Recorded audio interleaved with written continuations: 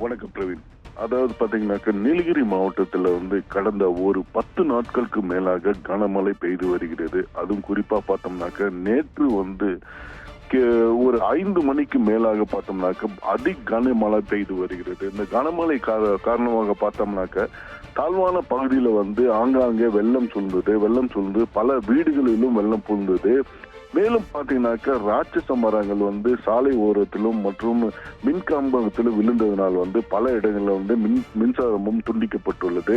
இதனை உடனடியாக தீயணைப்புத்துறையினர் அந்த பகுதிக்கு உடனடியாக அந்த ராட்சச மரங்களை அப்புறப்படுத்தும் பணியில் ஈடுபட்டு வருகின்றனர். மேலும் பாத்தீங்கன்னாக்க பல கிராமத்தில் மின்சாரமும் துண்டிக்கப்பட்டுள்ளது. இந்த மின்சாரத்தை சீரமைக்கும் பணியில் மின் ஊழியர்களும் ஈடுபட்டு வருகின்றனர்.